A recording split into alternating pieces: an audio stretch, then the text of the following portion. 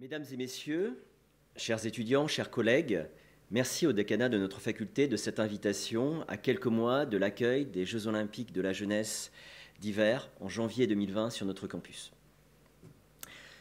Ces Jeux olympiques de la jeunesse d'hiver sont la propriété du Comité international olympique.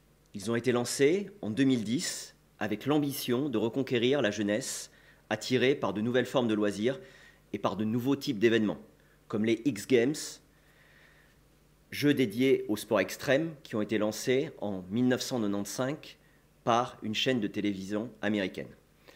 Sur ce transparent, vous pouvez voir que se joue une sorte de match entre d'un côté l'opérateur historique, le mouvement sportif composé des clubs jusqu'aux fédérations et au Comité international olympique, soutenu très fortement par le secteur public, composé de bénévoles et d'associations majoritairement, 400 000 notamment bénévoles, travaillent dans le sport suisse. Ce modèle est clairement un modèle où l'argent se veut un moyen de développer le sport.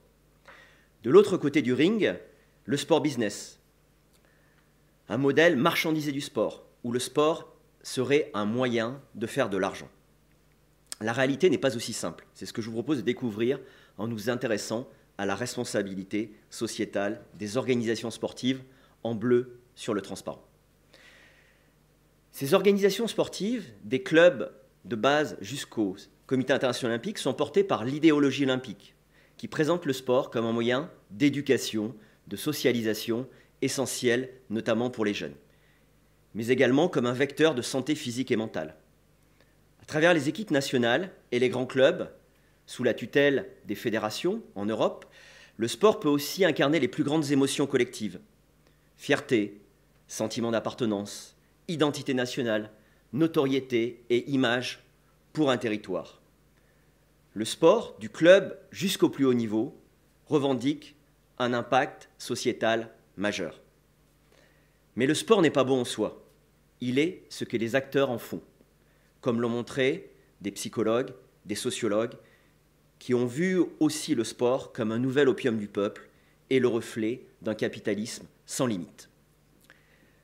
Au niveau du sport professionnel et du sport de haut niveau, les enjeux symboliques, politiques, économiques et sociaux sont majeurs au niveau planétaire. L'importance de ces enjeux entraîne parfois des dérives et des scandales. Oui, le sport peut être un facteur d'unité, mais il peut être aussi un facteur de division. Violence, racisme, homophobie dans les stades de foot. Le marché des paris sportifs pèserait entre 150 et 500 milliards de dollars, plus que l'économie mondiale du sport-spectacle. Les affaires de corruption, lors de l'attribution et de l'organisation des grands événements, ont pu jeter un discrédit sur le travail de terrain de millions de bénévoles dans le monde. Ces scandales posent la question de la responsabilité des institutions qui gouvernent le sport, à réguler d'une part avec d'autres acteurs ces dérives, et à mettre en œuvre, d'autre part, des activités et des événements bénéfiques pour les populations et les territoires. C'est en fait la responsabilité sociétale des organisations sportives qui est interrogée, comme pour les entreprises. La responsabilité sociétale des organisations puise ses fondements dans le concept de responsabilité sociale des entreprises, dont elle est en fait une extension. Elle s'incarne dans une norme internationale non certifiable, la norme ISO 26000, publiée en 2010, qui définit la responsabilité sociétale des organisations comme la contribution au développement durable, c'est-à-dire sur les plans sociaux, environnementaux et économiques, et elle se traduit par la volonté d'une organisation d'assumer la responsabilité de ses impacts sur un territoire et d'en rendre compte auprès de ses parties prenantes. Ce concept de responsabilité sociale des organisations ou de responsabilité sociale d'entreprise a été très contesté. Chiapello et Boltanski voient la responsabilité sociale d'entreprise comme le cheval de Troie du capitalisme. D'autre part, il y a un scepticisme général dans la capacité des entreprises à répondre à la montée des inégalités et à faire face aux urgences climatiques, économiques et sociales. Peut-on s'en remettre à leur seule volonté ? Bien sûr que non. C'est le rôle des politiques de réguler et de sanctionner et d'inciter à travers les lois et les directives en la matière. Afin de guider le dialogue avec les parties prenantes et d'interroger de nouvelles pratiques, les rédacteurs de la norme ISO 26000 ont proposé 7 questions centrales que doivent se poser les dirigeants et les managers dans les organisations. Faut-il revoir les pratiques de gouvernance, mais aussi les questions environnementales, les questions de développement local, de conditions de travail. Par exemple, au niveau environnemental, identifier les pollutions, les impacts, les ressources utilisées par une organisation, les mesures préventives, la compensation des impacts.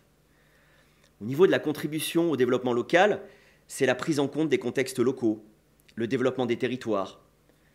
Quant aux conditions de travail, il s'agit de favoriser le dialogue social et le développement du capital humain dans les organisations.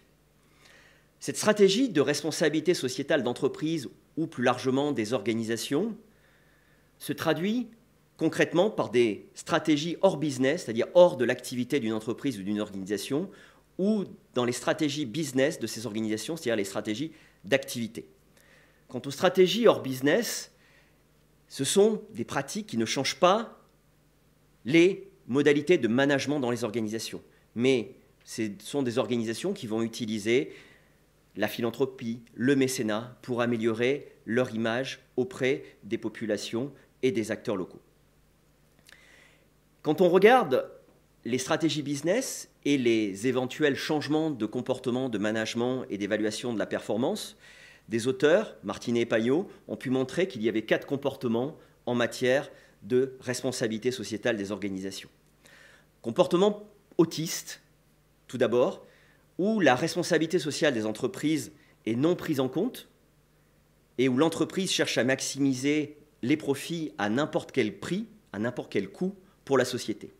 Un deuxième comportement, cosmétique, où la maximisation des profits est à l'œuvre avec quelques actions symboliques, mais éparses, qui peuvent s'apparenter à ce que les auteurs appellent le greenwashing. Troisième comportement, intégré, où l'entreprise ou l'organisation reconfigure ses process de management, sa stratégie, ses pratiques de recherche et développement, de ressources humaines, de marketing, d'achat également. Avec l'idée, dans cette approche intégrée, de revoir la question de la performance en intégrant l'idée d'une performance globale. Pas seulement une performance financière, mais aussi une performance sociale et environnementale. Et puis, le quatrième comportement, que les auteurs qualifient de sociétal, correspond à des innovations qui peuvent changer la finalité même de l'entreprise ou d'une organisation. L'entreprise devient sociale. Le profit ou l'équilibre financier devient un moyen, mais la finalité, elle, est sociale ou écologique.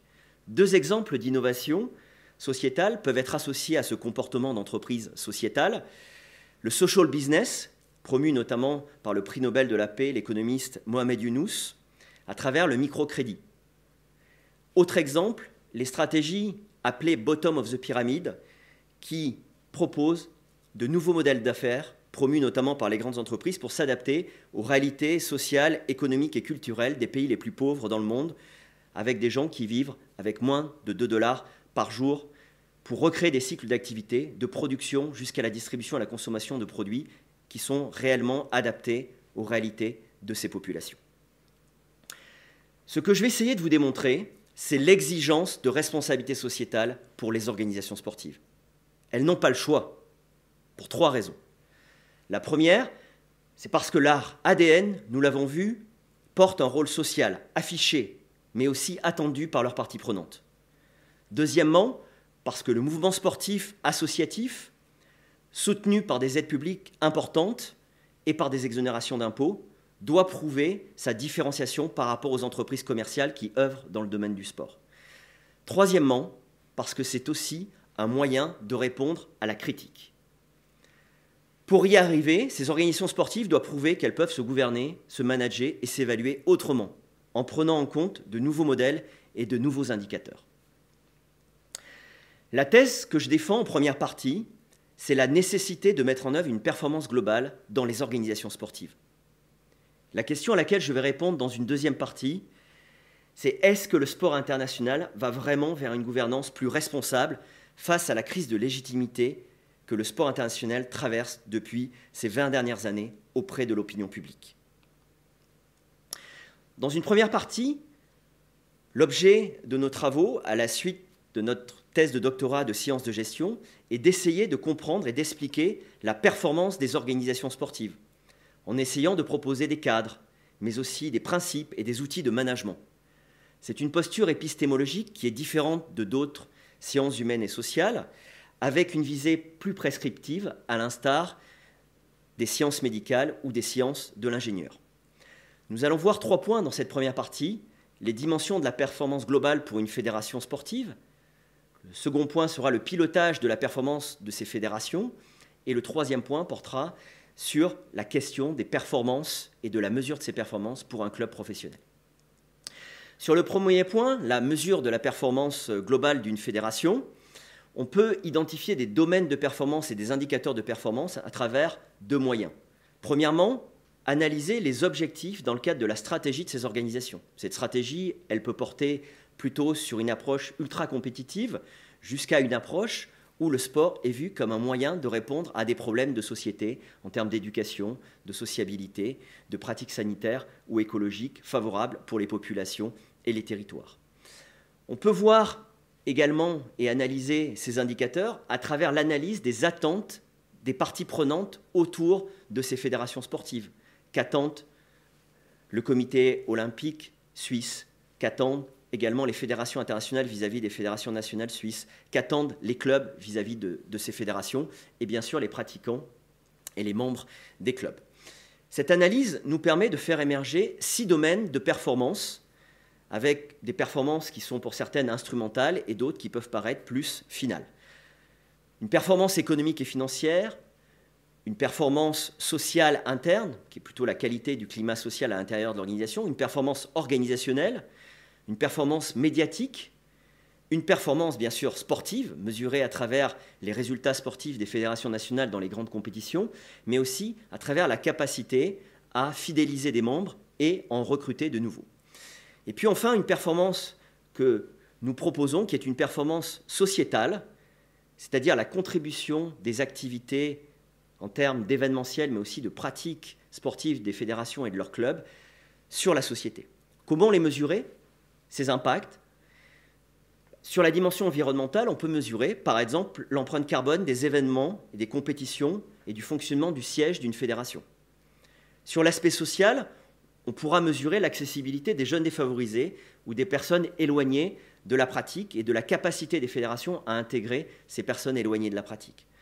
Enfin, on peut mesurer non pas seulement les médailles pour les sportifs, mais aussi le devenir socio-professionnel des sportifs d'élite.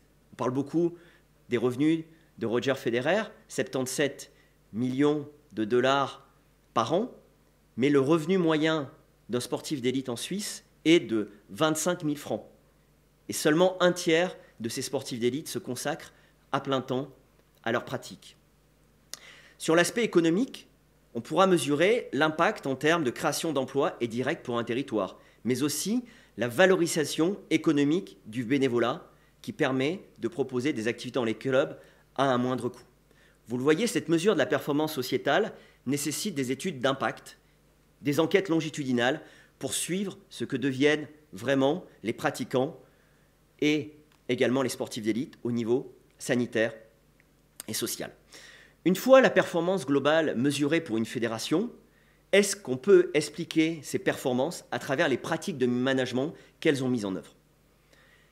Et nous avons étudié la relation entre cette performance globale et les pratiques de management du siège national, mais aussi du réseau fédéral, c'est-à-dire des structures régionales, cantonales, mais aussi des clubs. Pour identifier l'évolution de ces pratiques de management stratégique, mais aussi en termes de ressources humaines, de marketing pour les fédérations nationales, nous avons fait des approches ethnographiques en vivant au plus près pendant plusieurs années des acteurs qui prennent les décisions et qui mettent en œuvre ces pratiques de management.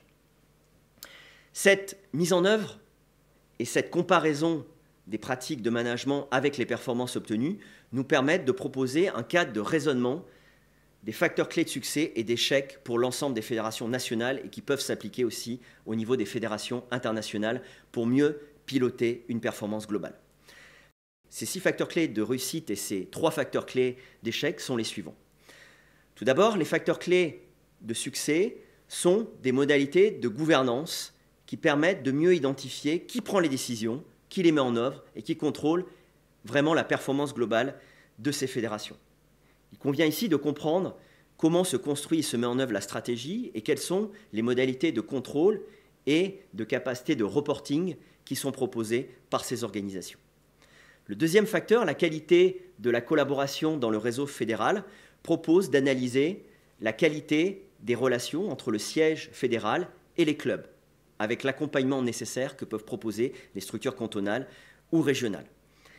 Ici, il convient de comprendre comment on s'assure de la qualité des services rendus par les clubs au regard des politiques proposées par les fédérations. Le troisième facteur clé de succès concerne la taille de la filière économique d'un sport et la place qui occupe le réseau fédéral. Est-ce qu'une fédération arrive à générer de l'argent de ses compétitions pour redistribuer à l'intérieur de son réseau fédéral? Est-ce qu'elle arrive à récupérer de l'argent de ses pratiques de loisirs dans les clubs pour mieux rendre des services? Ce sont des questions qui sont posées en sachant que certaines fédérations ont des tailles de filière économique importantes, c'est le cas du ski ou de la filière du nautisme, et d'autres fédérations nationales en Suisse ont plutôt une filière économique réduite, comme par exemple le judo. Le quatrième facteur est la gestion déléguée à des professionnels. Vous voyez que ce terme est entre guillemets. Pourquoi? Parce qu'on peut avoir une gestion professionnelle avec des bénévoles qui consacrent beaucoup de temps, avec beaucoup de compétences aussi, pour assumer les tâches et les activités qui sont prévues dans les projets de développement de ces fédérations. Mais aujourd'hui, il y a de plus en plus de professionnels qui arrivent dans ces structures. Donc comment mieux concilier dans cette professionnalisation le travail de bénévoles dont le comportement doit être professionnel et comment intégrer des professionnels qui doivent partager aussi les valeurs des bénévoles. Ça nous amène aussi à ce cinquième facteur clé de succès, qui est la culture organisationnelle, quand on parle de culture d'entreprise dans les entreprises. Comment ces acteurs très différents, les élus, les bénévoles, les salariés, qui travaillent dans différents univers, les aspects sportifs, mais aussi les aspects administratifs et de développement, comment ces acteurs peuvent être assemblés autour de valeurs communes et de valeurs partagées pour mieux travailler ensemble. Et le sixième facteur clé de réussite concerne les partenariats. On remarque que la plupart des fédérations qui réussissent ont réussi à développer des partenariats multiples avec trois types d'acteurs: les acteurs publics, les acteurs associatifs et les acteurs privés commerciaux. Beaucoup de fédérations ont voulu développer des partenariats en dehors seulement de leur département ou de leur ministère des Sports, mais en travaillant également avec les acteurs publics de la santé, de la culture, de l'environnement, mais aussi du tourisme, pour montrer que leur sport peut être un outil de développement sur ces aspects, et cette stratégie leur permet aussi d'attirer de nouveaux financements, de nouvelles ressources pour développer leur sport. Enfin, trois facteurs clés d'échec qu'on retrouve très fréquemment dans les fédérations, qui sont, pour le premier, la déficience des systèmes d'information. En gestion, on postule que meilleure est l'information dont on dispose sur l'aspect stratégique, marketing ou financière, meilleure est théoriquement la décision qu'on va prendre. Mais fabriquer des informations, ça coûte cher pour connaître son marché. Et beaucoup de fédérations ont du mal à investir ou à partager des coûts pour connaître véritablement les besoins et les évolutions de leur marché. Le deuxième facteur clé d'échec concerne la faiblesse des dispositifs de contrôle. Dans le monde associatif, les aspects contrôle sont moins présents, que ce soit au niveau du contrôle opérationnel, du contrôle financier, mais aussi du contrôle stratégique. L'inertie politique, enfin, puisque beaucoup de fédérations sont des organisations associatives où la démocratie doit s'exprimer, et beaucoup de ces fédérations ont du mal aussi à faire vivre cette démocratie et sont parfois bloquées par des jeux politiques ou électoraux, comme on peut le trouver aussi dans des organisations publiques. Alors, nous venons de voir la performance globale des fédérations et la question de leur pilotage. Qu'en est-il pour les clubs professionnels? Ces clubs professionnels, en Suisse, comme plus généralement en Europe, ne sont pas des centres directs de profit pour leurs propriétaires. Très peu font des bénéfices, aucun quasiment ne distribue les éventuels bénéfices. Tous les clubs cotés en bourse ont été des échecs en Europe parce qu'il n'y a pas assez de régulation sportive et économique au profit des propriétaires. Alors pourquoi justement ces actionnaires ou ces propriétaires investissent-ils dans des clubs? Parce qu'ils perçoivent ces clubs professionnels comme un centre indirect de profit, un outil de relations publiques, un outil de développement ou de sécurisation de business associés, en lien par exemple avec l'immobilier, avec les marchés publics, avec l'événementiel, ou aussi pour la notoriété personnelle des dirigeants qui investissent, ou avec aussi l'hypothèse peu probable d'un retour sur investissement en cas de revente d'un club. Compte tenu de cette configuration, le club se doit d'être au service de la communauté qui l'héberge.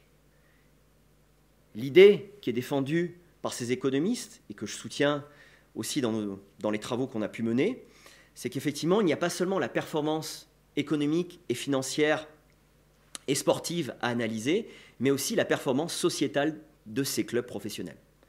Et c'est en ce sens que l'on peut justifier ou non le soutien public important apporté au sport professionnel en Suisse, mais aussi dans d'autres pays d'Europe et également dans le modèle nord-américain, pour la construction des arénas et des stades. Ce sport professionnel et sa performance sociétale, elle est bien sûr contestée par l'hyper-marchandisation, l'hyper-commercialisation, le business qui est présent dans ce sport professionnel et les dérives qui peuvent y être associées. Aujourd'hui, les acteurs, et notamment les sponsors et les clubs, montrent depuis une quinzaine d'années qu'il y a un besoin de légitimer l'engagement social des clubs, et ces acteurs ont développé ensemble de nouvelles stratégies de sponsoring qu'on peut résumer sur l'appellation de sponsoring de cause. Deux exemples, celui de Swiss Ice Hockey, la fédération suisse de hockey sur glace, qui a reçu 6 millions de l'entreprise PostFinance pour la relève spécifiquement, avec les buts des top scorers de National League qui permettent d'alimenter des fonds au profit de la relève.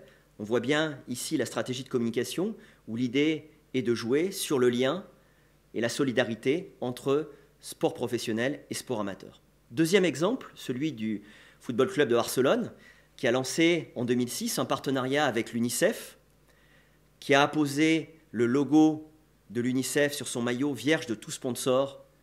Et là, on perçoit l'idée de solidarité entre le foot professionnel et l'enfance défavorisée. Mais il est clair, quand on analyse cette pratique, que cette stratégie a surtout été un moyen d'accompagner la construction d'une marque mondiale pour le FC Barcelone, avec un capital sympathie qui lui a permis de mieux vendre le sponsoring grâce au symbole UNICEF. Alors, cette culture de l'engagement social, du giving back, comme disent les Nord-Américains, elle est culturellement beaucoup plus ancrée en Amérique du Nord qu'en Europe. En Europe, cette démarche est beaucoup plus éclatée et beaucoup plus implicite. Et la démarche de NBA Cares, qui fédère l'ensemble des actions sociales et de l'engagement social des clubs, des joueurs, derrière la barrière de la Ligue, est rarement appliquée en Europe. Ces exemples nous montrent de nouvelles stratégies de communication en matière de sponsoring et de marketing pour gérer les risques qui sont liés à la performance sur le sport de haut niveau et aux dérives qui peuvent y être associées. D'un sport hyper marchandisé qui doit aujourd'hui relégitimer les financements à travers un marketing des valeurs sans forcément changer les pratiques de management des clubs ou des sponsors. La deuxième partie que je vous propose d'étudier, et la question à laquelle je vais essayer de répondre en deuxième partie, c'est est-ce que le sport international va vers une gouvernance plus responsable ? Ce sport international est interrogé par sa capacité à répondre à différents scandales et à une crise d'image et une perte de valeur dans l'opinion publique. J'ai résumé la nouvelle doctrine du président Barr depuis 2013 à travers deux concepts, celui d'autonomie responsable par une meilleure gouvernance, c'est-à-dire que le sport international veut rester autonome dans ses décisions et dans sa capacité à réguler le sport, en montrant qu'il peut mieux se gouverner. Et la deuxième idée forte qui est défendue par le CIO et le mouvement olympique international, c'est un plaidoyer d'impact sociétal. Je vous propose d'interroger ces deux concepts que propose le sport international pour se défendre et refonder une nouvelle légitimité. Cette doctrine Barr, elle a été résumée dans un nouvel axe stratégique, un nouveau plan directeur qui s'appelle l'Agenda 2020, dans laquelle 3 mots-clés sont arrivés et remplacent finalement la devise historique olympique Situs, Altus, Fortus, plus haut, plus vite, plus fort. Crédibilité, durabilité et jeunesse qui sont les 3 piliers sur lesquels le CIO veut se positionner et le sport international pour répondre aux problèmes auxquels il est confronté. Cela veut dire, au niveau de l'autonomie responsable et de la meilleure gouvernance, solidifier le modèle économique, montrer une meilleure redistribution des fonds au bénéfice du développement du sport dans le monde, une plus grande transparence, un plus grand contrôle et une plus grande capacité à rendre compte. Sur l'aspect impact sociétal, c'est la question de la durabilité et d'améliorer la durabilité des événements, mais des pratiques aussi des institutions sportives du niveau international jusqu'au niveau local. C'est l'héritage des grands événements. Y a-t-il vraiment un héritage positif pour ces grands événements? C'est la solidarité aussi à travers les fonds redistribués par les grands événements pour le développement du sport. Pour interroger ces questions, et la première sur les évolutions de gouvernance, j'utilise ce cadre de 3 domaines de gouvernance pour comprendre les évolutions de la gouvernance du sport international. Le premier aspect porte sur la gouvernance organisationnelle, le second sur la gouvernance politique, le troisième sur la gouvernance systémique du sport. La gouvernance organisationnelle souhaite répondre à plusieurs questions majeures. Qui décide à l'intérieur de l'organisation? Qui met en œuvre? Qui contrôle? Qui va évaluer? Qui va rendre compte et comment des résultats obtenus par les organisations? On est dans un terme similaire à celui qu'on appelle la corporate governance pour les entreprises. Le deuxième niveau de gouvernance qu'il faut comprendre pour les institutions sportives internationales, c'est la gouvernance politique, c'est-à-dire les relations, parfois de partenariat, mais aussi conflictuelles, entre les acteurs publics du niveau international jusqu'au niveau local et le sport international. Le troisième aspect de gouvernance concerne la gouvernance systémique. Comment faire travailler ensemble de multiples stakeholders, de plus en plus nombreux, à la construction de la politique des structures internationales du sport. Alors, sur le premier aspect, la gouvernance systémique du sport international, cela fait référence à la multiplicité et à la complexité des acteurs de ce système olympique international. Vous voyez sur ce slide 5 acteurs centraux, fondamentaux, historiques du mouvement sportif olympique. Les fédérations nationales, les fédérations internationales qui vont envoyer, selon des critères, les athlètes aux Jeux olympiques qui sont organisés non pas par le Comité international olympique, mais par les comités d'organisation des Jeux olympiques des villes qui se sont vus attribuer les Jeux. Ce sont les comités nationaux olympiques qui vont envoyer les équipes de leurs différents pays respectifs aux Jeux olympiques. Et on voit également 2 acteurs nouveaux de la régulation, que sont l'Agence mondiale antidopage et le Tribunal arbitral de sport, qui œuvrent depuis une trentaine d'années. Le CIO, dans ce système, se positionne depuis quelques années comme le leader assumé pour aligner les acteurs du système derrière la doctrine Barre que je viens de présenter. Concernant la gouvernance politique, les relations entre les acteurs publics, l'ONU, l'Union européenne, les États, des évolutions majeures ont vu le jour. Elles peuvent s'illustrer parfois par un renforcement de l'autonomie des organisations sportives ou par une perte d'autonomie dans la régulation du sport. Premier exemple, le tribunal arbitral du sport, créé en 1984, dont le siège est à Lausanne. Cette instance propose de régler les litiges qui naissent au sein du mouvement sportif pour éviter tout recours à la justice d'État, avec l'idée d'une justice arbitrale qui est plus rapide, plus discrète et plus efficace pour régler ces problèmes. On le voit, en la matière, le mouvement sportif international et le CIO qui a eu cette initiative a réussi à renforcer son autonomie à travers ce type d'instance de régulation. Deuxième exemple, les rapports tumultueux depuis une trentaine d'années entre l'Union européenne et les instances du sport international et l'exemple d'une perte d'autonomie. Vous avez reconnu sur ce slide le footballeur Jean-Marc Bosman, qui n'a pas une carrière sportive extrêmement connue, mais qui a une carrière juridique exceptionnelle avec ses 2 avocats, puisqu'il a été, avec ses avocats, à l'origine d'une nouvelle doctrine appliquée dans le monde du sport professionnel sous l'autorité des fédérations en Europe, à travers la libre circulation des travailleurs de l'Union européenne au sein des clubs sportifs. Mais le droit européen a pris aussi un certain nombre d'arrêts pour montrer qu'effectivement, en termes de droit de la concurrence ou en termes de circulation des travailleurs, le sport professionnel, par son activité économique, n'était pas en dehors des règles du droit économique européen. Troisième exemple, pour réguler la complexe question du dopage, les acteurs sportifs n'ont pas eu le choix et ont créé, avec les États, en 1999, l'Agence mondiale antidopage, une agence finalement publique et privée de régulation pour harmoniser la lutte antidopage dans le monde et créer des outils pour être plus efficace grâce à cette co-régulation. On peut penser aussi, en termes de gouvernance politique, à l'intervention de la Suisse et de la loi dite Lex FIFA sur la corruption, promue le 12 décembre 2014, qui permet de poursuivre d'office les cas de corruption privée qui peuvent naître dans les associations sportives internationales en Suisse. Enfin, après la gouvernance systémique et politique, la gouvernance organisationnelle. On peut identifier deux époques et deux moments différents de nouvelles régulations en termes de gouvernance organisationnelle. La première, à l'issue du scandale dit de Salt Lake City, scandale de corruption pour l'attribution des Jeux Olympiques en 2002, dénoncé par un membre suisse du CIO, Marc Hodler, et puis à travers la nouvelle doctrine Barre proposée en 2013 qui promeut de nouveaux principes d'intervention en termes de gouvernance pour le mouvement sportif international et le CIO particulièrement. Alors, la première réforme pour faire face à la crise majeure de Salt Lake City pour le CIO, c'est une réforme dite CIO 2000, portée par une commission de travail qui a donné lieu à des modifications profondes du fonctionnement du CIO, notamment à travers une meilleure représentativité des acteurs.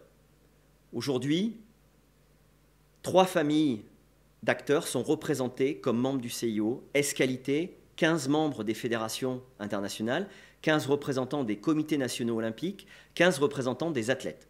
Aujourd'hui, la composition sociologique du CIO a beaucoup évolué, puisque 45 sur 102 membres viennent de ces familles, et ces membres peuvent aussi changer puisqu'ils sont élus tous les 8 ans. Donc vous voyez un turnover alors que les membres du CIO étaient auparavant élus ou cooptés par le président à vie. Justement, le président a vu son mandat limité à 8 plus 4 ans, 12 ans au maximum d'exercice d'un pouvoir présidentiel pour le président du CIO. Enfin, la création de la commission et d'un code éthique pour réguler les éventuelles dérives, notamment en matière de corruption. Le deuxième moment fort de régulation, c'est l'arrivée de Thomas Bach au pouvoir avec 3 idées clés de réforme de gouvernance organisationnelle, plus de transparence dans la manière de prendre des décisions et d'en rendre compte, une meilleure prise en compte de la question du genre au sein du CIO et du mouvement olympique, et plus de contrôle interne et externe. Premier aspect, publication des indemnités des dirigeants, publication également des rapports annuels très détaillés, même si ce sont des rapports très plaidoyers quand on regarde en réalité la manière dont les choses se passent, une clarification des modèles de redistribution de l'argent olympique généré par les Jeux olympiques, et puis surtout la question du genre, où l'évolution du CIO a été notable depuis ces 5-6 dernières années. Les 2 premières femmes qui arrivent au CIO n'arrivent qu'en 1981, soit près de 90 ans après la création du Comité international olympique par le baron Pierre de Coubertin en 1894 à Paris.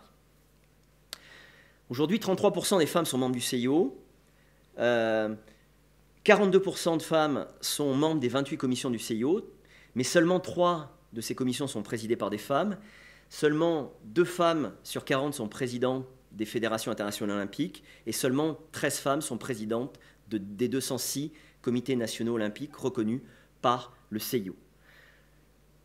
Troisième aspect, le contrôle interne et externe, avec la création d'un bureau d'éthique et de conformité, d'un comité d'audit, et puis surtout une injonction pour les fédérations internationales olympiques à s'auto-évaluer en matière de gouvernance pour montrer des progrès sur un certain nombre de questions de transparence, de contrôle, mais également de meilleure affectation de leurs fonds, qui a été confiée à l'Association des fédérations olympiques d'été. Ces outils sont bien sûr critiquables, mais ils montrent des évolutions et de nouveaux équilibres dans la manière de gouverner l'institution et le sport international. Malgré ces évolutions de gouvernance à la fois organisationnelle, politique, mais aussi systémique, la probabilité de la continuation des scandales est forte dans le sport international. Et ce, pour 3 raisons. Premièrement, le feuilleton du FIFA-Gate ou d'autres scandales continue. Dans le cadre du FIFA-Gate, la justice américaine a prononcé à la fin de l'année 2018 la première sanction pour le président de la Confédération sud-américaine de football avec une condamnation à 9 ans de prison ferme. Deuxièmement, de nouveaux acteurs émergent après les investissements massifs des pays du Golfe, du Qatar notamment, mais aussi des BRICS, Brésil, Russie, Inde, Chine, Afrique du Sud, qui se sont vus attribuer la plupart des grands événements internationaux au cours de ces 10 dernières années. Les MINT, un nouvel acronyme qui signifie une nouvelle cible au niveau international pour les multinationales par le potentiel démographique et économique que recèlent ces pays, c'est-à-dire le Mexique, l'Indonésie, le Nigeria ou la Turquie, pourraient être aussi de nouvelles cibles pour le sport international pour confier l'organisation de grands événements. On le comprend à travers ces évolutions géopolitiques et économiques au niveau mondial, les grands équilibres démographiques et économiques changent. La Chine et l'Inde pèseront en 2050 2,5 fois le PIB des États-Unis. Le sport est dirigé aujourd'hui par des Occidentaux à une très grande majorité, que ce soit au niveau du CIO, mais aussi des fédérations internationales. Et ces nouveaux acteurs venant de pays émergents, plus riches, avec de plus grands potentiels, revendiqueront aussi une partie du pouvoir. C'est dans ce cadre-là de mondialisation du sport, de nouvelle globalisation des enjeux, de potentielles dérives aussi, que nous proposons la création d'une agence mondiale de lutte pour l'intégrité dans le sport.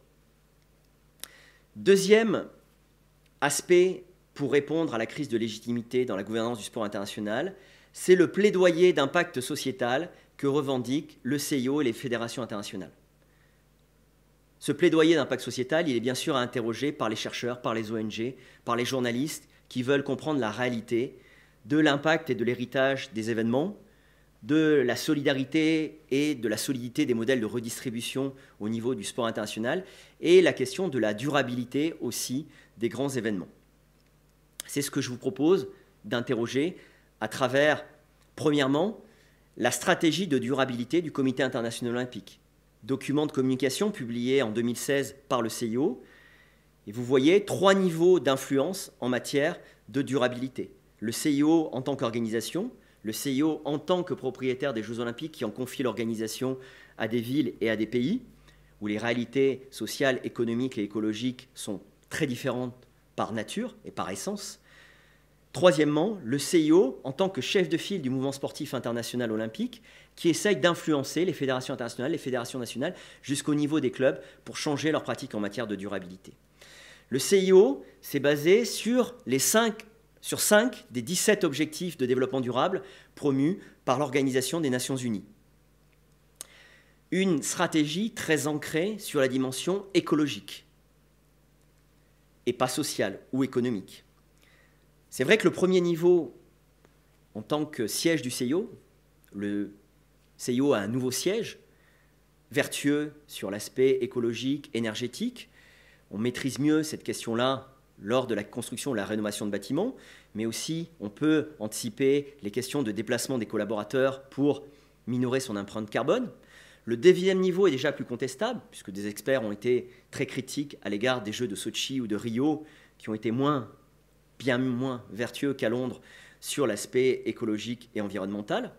Et puis le troisième niveau, qui est plus difficile à impulser, car le réseau et les pratiques sont très hétérogènes dans le monde sur ces questions. Et le CIO, comme les fédérations internationales, ont développé peu d'incitations, peu de contrôles et peu de sanctions en la matière. Donc on le voit sur ce document de communication, l'approche est très top-down, du haut vers le haut, et on est plutôt dans l'injonction que dans la réalité de transformation de pratiques qui sont dures à opérer dans la mesure où ces organisations ont une indépendance et une autonomie politique et stratégique. Deuxième point, la question du modèle de solidarité. J'ai pris l'exemple de la Fédération internationale de foot à travers la Coupe du monde de football 2014, qui est le modèle que nous donne à lire la Fédération internationale de football, qui génère à travers, en 2014, la Coupe du monde de football organisée au Brésil, des revenus de 5 milliards de dollars, dont la moitié sont amenés par les droits de télé, c'est-à-dire 2,5 milliards de dollars, alors que ces droits télévision pesaient en 1994 110 millions de dollars. Donc vous voyez cette inflation des droits de télévision exceptionnelle, la croissance de ces modèles économiques entraîne des questions et des problématiques sur la redistribution de ces fonds. On voit sur cette figure que la FIFA annonce une redistribution de 71% de ses revenus générés par le surplus d'une Coupe du Monde organisée au Brésil ou pour ses futures Coupes du Monde auprès de deux acteurs. D'une part, les autres compétitions, puisque la plupart des autres compétitions organisées par la FIFA ou dont elle confie l'organisation à des pays, c'est-à-dire les Coupes du Monde de jeunes, mais aussi les Coupes du Monde féminines, sont déficitaires. Donc la FIFA subventionne ces événements. Et puis, deuxième aspect qui a été beaucoup contesté, c'est ces 1 milliard de redistribution vers les 209 fédérations, qui sont maintenant 213 fédérations membres, où la fédération de Papouasie-Nouvelle-Guinée, comme la fédération du Burkina Faso, a une somme de départ identique à la fédération allemande de football et se voit dotée d'une redistribution déjà importante qui peut s'apparenter à une stratégie de redistribution politique, puisque ces fédérations votent aussi pour élire ou consolider le pouvoir du président de la fédération selon ce qu'on appelle le one vote system. Chaque fédération a la même voix et le même poids politique dans le système. Donc comment est utilisé cet argent par les fédérations nationales? Quel est le contrôle des sommes attribuées, l'évaluation des effets en termes de développement du football, de développement par le football, sont des questions qui sont finalement assez peu traitées par la FIFA elle-même ou par d'autres organismes qui pourraient contrôler l'utilisation de l'argent. Et puis vous voyez également une somme importante donnée pour la gouvernance du foot, c'est-à-dire pour le fonctionnement du siège de la FIFA à Zurich. Et ces pratiques de gouvernance ont été très contestées par le montant des rémunérations exorbitantes données à Blatter et à un certain nombre de dirigeants du football et par les bonus de 30 millions de dollars versés à 3 dirigeants du football, avec une véritable impunité et absence de contrôle interne et externe de l'utilisation de ces fonds. On n'est pas dans le cadre de la FIFA comme du CIO ou de l'UEFA, dans le cadre d'entreprises multinationales. On est dans le cadre d'associations de droit suisse qui sont dans le canton de Vaud totalement exonérés d'impôt sur le revenu et qui sont en partie exonérés d'impôt sur le revenu à Zurich. Donc la question de l'utilisation de cet argent et du contrôle est véritablement une question clé auxquelles doivent répondre les acteurs. Enfin, troisième point, la question de l'impact et de l'héritage des événements, et notamment des plus grands événements sportifs que les acteurs du sport international voient comme, par définition, positifs pour le territoire et pour les populations. Alors, qu'est-ce qu'en disent les chercheurs? Quand on essaye d'appliquer des modèles théoriques aux Jeux olympiques de la jeunesse, qui vont avoir lieu en 2020 à Lausanne, et qui sont à peu près 100 fois plus petits que les Jeux d'hiver ou d'été traditionnels, on voit que l'impact économique, tout d'abord, va être très certainement réduit.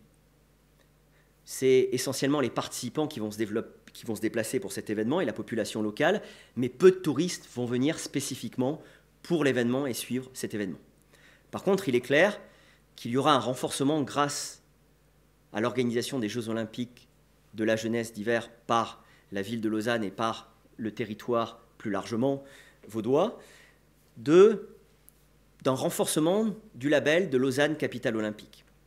Troisième point, la question du développement du sport qui sera renforcée par la création ou la rénovation d'installations, par exemple à Lézin ou au Diableret avec la piste de ski alpin ou pour le ski alpinisme à Villars. Au niveau social et formation, l'impact sera très certainement fort sur la jeunesse et les 3000 volontaires qui sont attendus pour contribuer, participer à l'organisation de cet événement et qui vont développer des compétences en termes de gestion événementielle. Et nos étudiants de l'Université de Lausanne sont impliqués parmi ces volontaires et ces stagiaires ou ces salariés qui vont organiser les Jeux olympiques de la jeunesse. Les impacts sont plutôt mesurés à court ou moyen terme. On parle à plus long terme de la question de l'héritage à 5, 10, 15, 20 ans. Donc quel peut être l'héritage de ces grands événements sportifs et en l'espèce des Jeux olympiques de la jeunesse? Il est évident qu'il y a un héritage matériel, mais il y a aussi potentiellement un héritage immatériel. Concernant l'héritage matériel, il y a eu une accélération de la construction de 2 bâtiments essentiels pour la vie et des acteurs de la communauté de Lausanne, le Vortex qui sera ici à disposition de nos étudiants avec 2000 nouveaux logements au profit de nos étudiants et qui sera le cœur du village olympique pour les Jeux de la jeunesse. Et puis à travers la création de la Vaudoise Arena qui va être utile à la fois pour le Lausanne Hockey Club mais aussi pour l'organisation de gros événements sportifs ou culturels. Donc on le voit, l'impact a été favorable en termes d'héritage, même si ces bâtiments se seraient peut-être construits. L'événement a été un accélérateur pour promouvoir la création, dans des temps assez records, de ces équipements. Et puis, le dernier aspect est la question de l'impact matériel. Est-ce que ces jeux peuvent influencer la création d'un état d'esprit d'une génération Lausanne Jeux Olympiques de la jeunesse 2020 avec des acquis d'expérience dans le sport international, une meilleure employabilité des bénévoles ou des stagiaires qui vont y participer.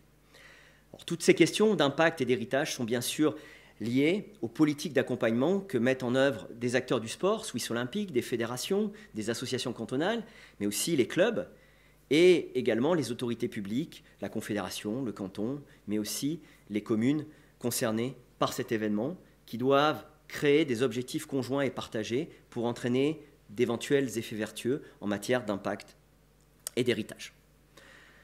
Pour conclure, 3 points. On voit qu'il y a une difficulté à articuler discours, pratiques et résultats autour du concept flou de responsabilité sociétale des organisations. Dans bien des organisations, fédérations internationales, CIO, clubs professionnels, les jeux d'acteurs sont dominants. La capacité à mettre en œuvre des changements est complexe et souvent très instrumentalisée par les acteurs. Et il y a une vraie exigence d'expertise indépendante et critique pour réinterroger les pratiques.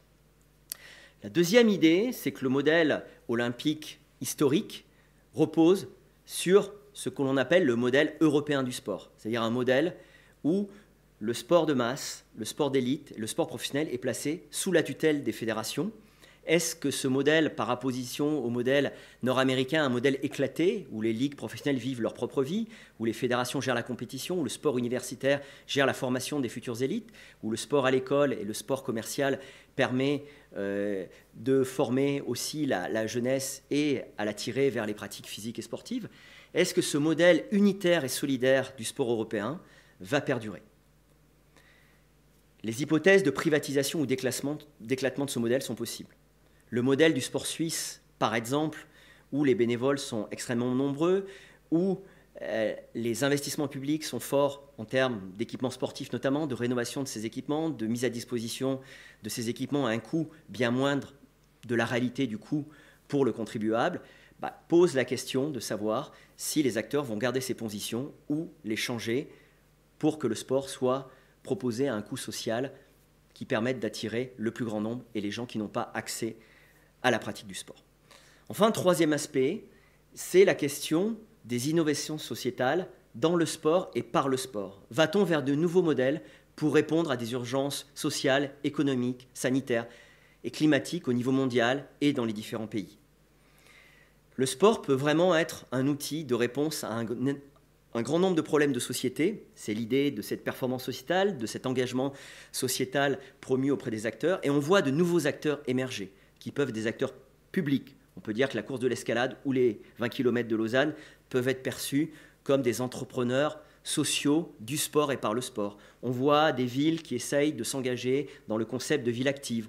On voit des acteurs qui se positionnent pour faire et utiliser le sport pour répondre à des problématiques de société et se rassembler dans des plateformes de développement par le sport. Cette question de l'innovation sociétale dans le sport et par le sport m'intéresse et je souhaiterais développer prochainement des travaux sur ces questions. Merci de votre attention